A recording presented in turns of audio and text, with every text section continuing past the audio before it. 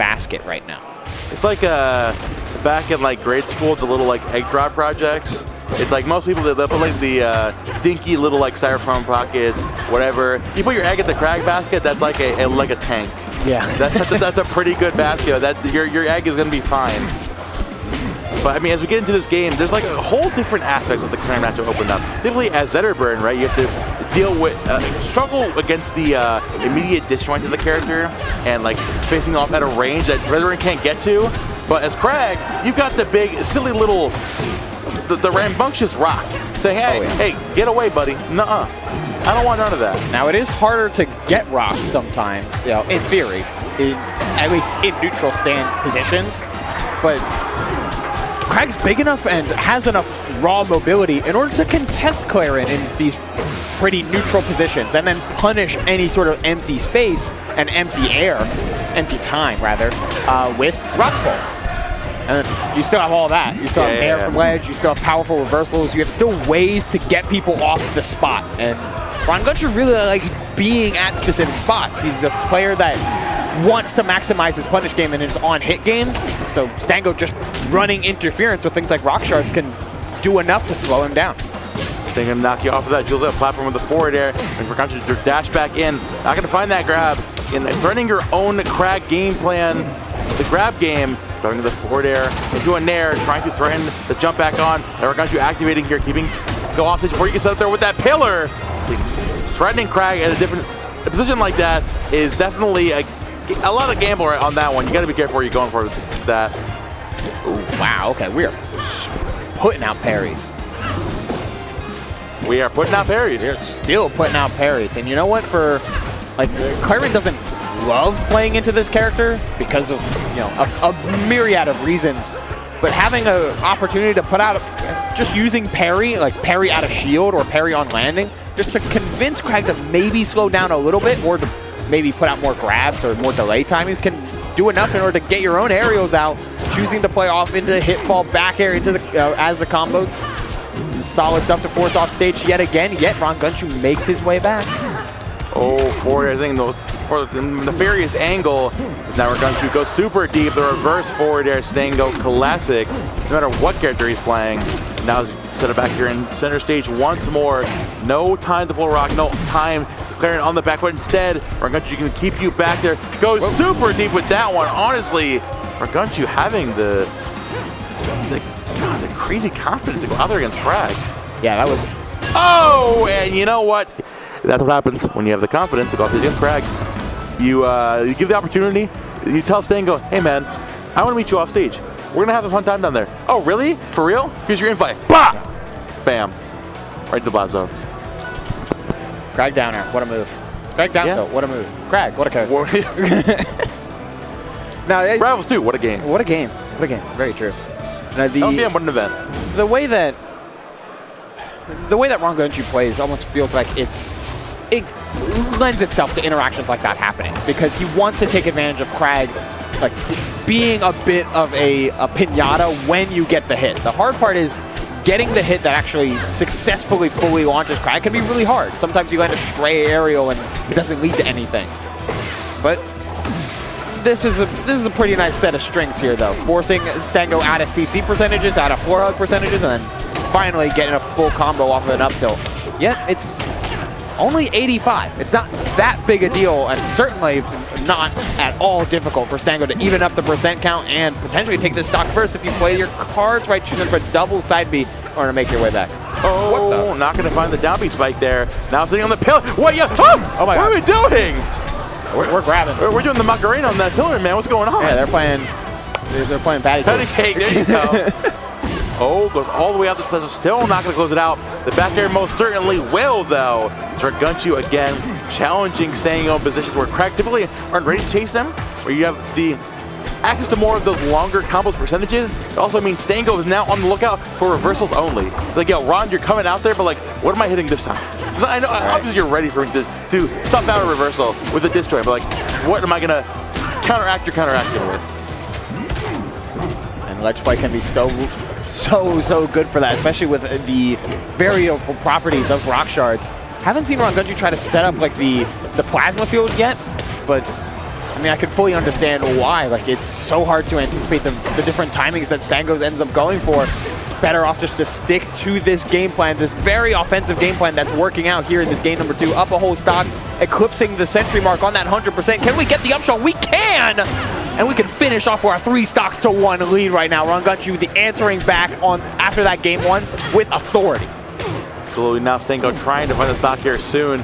Not going to convert here into the down tilt, waiting for Rongunshu to overextend. But you know what? For Rongunshu, that's just extending. Does nothing for his deep, dark, twisted mind. Waiting for it around that platform once again. Upstrong coming out in spades. Look at the falling Nair. Stango looking for anything to get a combo started. Anything to close out the stock. Oh my goodness gracious. Yo, the triangle jump to jump off stage and then get back on. Just trying to get any sort of fuzzy mix up there on Stango. Ron is just looking for ways to get Stango out of shield, but wave dash out of shield is just so non-committal. Ron is fiending for a whip punish opportunity. There it was, but the floor hug out there from Stango was on point. Ooh, okay, this rock grab there again. Backer sending Rongunshu all the way down into the depths. Backer coming out once more. Another back air into a forward air, and Stango, damn it, he's back in this game. Yeah, it was really great routing from Stango.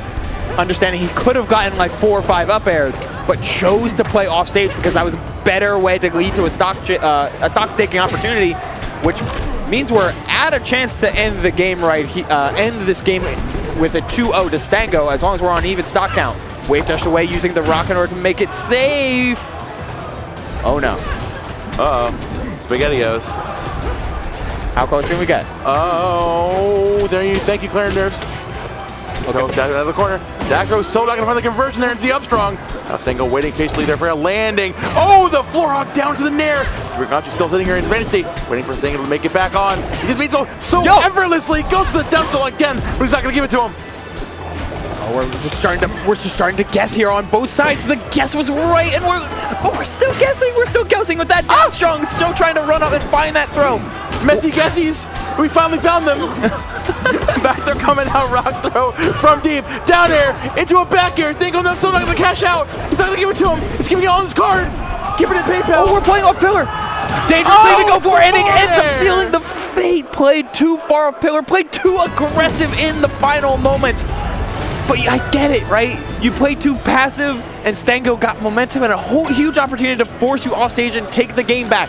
So you play aggressive in the final moments to take pillar, and Stango still finds the way out of a dangerous spot, whether it be between fortune or just well-scouted plays. Stango sneaks by with a 2-0 lead.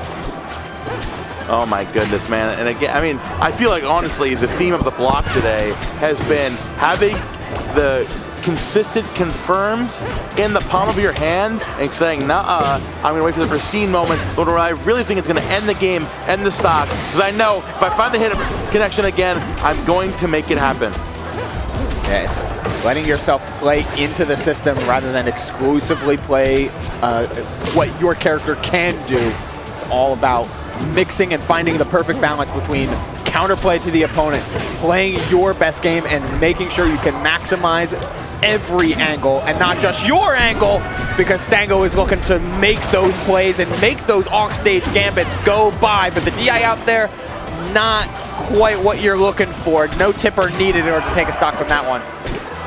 Here comes the out throw from Rongunshu again, sitting with a pretty prominent lead. Stango looking to get back in this game with a dash attack. He's up there, you back on that platform, waiting for this Clarin to overextend off stage. Back air conversion, but Rongunshu's consistent DI and techs on those Crag back airs. He's been in that position many a times before. Thanks, Trevor. Bro is big. I got one more month to make that joke. That Thanks, beetle Trevor. is large. The fat beetle. Up there coming out again. Stepping away with the jab and the down tilt, saying, you know what, I know your hitbox is huge. One of these is going to hit you. Yeah, it's going to happen. Rock toss to keep firing away here. And another back throw. Up tilt. Still cooking. Tried for a B-reverse there. Just anticipated different DI from Stango, I guess, or maybe a slight misinput. All the same, Rongunshu still trying to hold on to a massive semblance of control here. As long as he's playing into these, into this type of ledge trap setup, you can feel pretty comfortable about the long game. But this is where Stango gets his opportunity and takes it all the way over. Oh, good DI on the back air. Not allowing for conversions.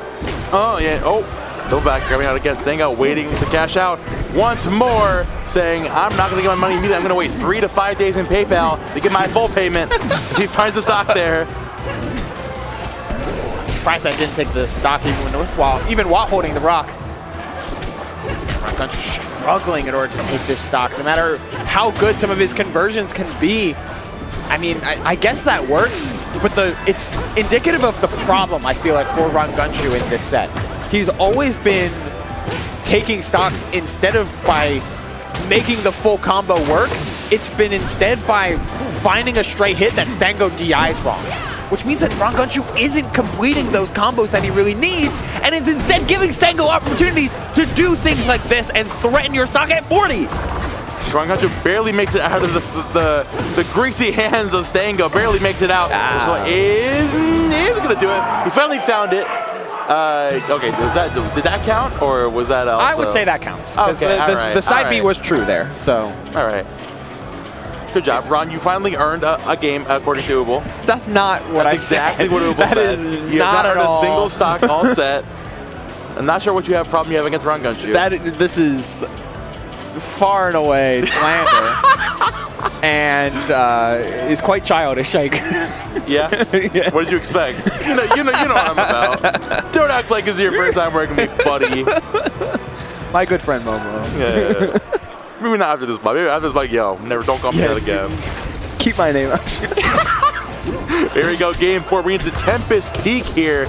Now, considering the shift you want Rongunshu to make here, how do you think this is going to amplify, I guess, the way that Stango is, I guess, trying to be more wary, or trying to enable here in game 4?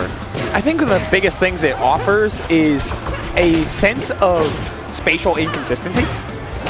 The platforms move. The blast zones are oblong. They're not uniform at all. Good word. The stage itself is kind of small. The thing that this stage can give you is it benefits Crag from a blast zone and survivability standpoint, while also changing up what side and where Ron needs to be to maximize his damage at any given combo. Unfortunate SD certainly going to help out Rongunshu though, and you know for certain that he's playing into this like almost defensive like pivot style a little bit more. Instead of trying to hunt for these combos, he's letting the combo starters come to him. Or an early lead can certainly help with that. Nice pickup from Stango. There we go, going to consistent back air into the forward air. Once again, trying to catch Rongunshu falling back from that platform. Without the consistent combo game like you mentioned, Ubel, it's been so tough for Rongunshu to find that damage. Then waiting for Stango to get caught. A little bit of a loopy little combo disadvantage state. Back on stage immediately, throwing out that back air, saying, I know Ron's going to be existing on this platform. I don't know what he's going to do. He's been a little weird, but back air's a big move. So I'll catch you looking on the platform, whether you like it or not. See, because of the high platform there, it threw off the flat drop aerial that Ron was trying to do. It let Stango come back, or at least play into whatever offstage gambit Stango is doing next. Down air, the pillar's still there. Excellent forward air follow-up from Rongunshu to push away from the pillar. Oh, Lions and Tigers and Bears, oh my. Oh my, indeed. Holy. The Wizard of Oz did not like that. Absolutely not. It's the Wizard of Aether. Oh! Side special back to stage again. Stango waiting for that golden opportunity to jump back in there. Rongunshu biding his time, getting out for the side special off stage, right? So Stango to bash back in, but just one little conversion off the ledge of backer. You know he's looking for it. Rongunshu's not going to give it to him. Great tech, the double tech in, and chasing Stango all the way down there. But he hangs on. Oh no, misses the nair. That could have ended the game. Okay, yeah. Easy pickups, easy pickups. That's what that's something that Clarin can always fall back on. Her grab game is, one of the better grab games in the cast. Some call her a grappler. Yeah, I can agree with that. Yeah. Now, speaking of grappler, Stango going for the fat command grab right there from the corner. Going out there trying to deter this, trying to bring us to a game 5. Stango not going to let that happen. Dash on the corner. It's the rock pull, and you're gone. Stango with the denial finds his way into top 8 winner's side. Yeah, it's just tough to see that, because you know how much Ron time Ron spends in like preparing the optimal combos, getting the right conversions, understanding different layers and different opportunities and different routes to take at the best of times. But Kragg throws off your like combo math so frequently by the way that he can play disadvantage, by choosing when or not to try and like hold down and fast fall through things, by choosing to hold up and just pull out a pillar in a spontaneous disadvantage. Like the willingness and the ease that Kragg can use double jump in disadvantage. And by willingness, I mean you can double jump a lot more in what are theoretically more problematic scenarios because Kragg can refresh a double jump with pillar at any given point. Like those type of disadvantaged plays can throw off someone who's so focused on playing a pristine advantage state that it can make kind of weird scrambly opportunities and force you into awkward game states that it seemed like Stango clearly was way more comfortable.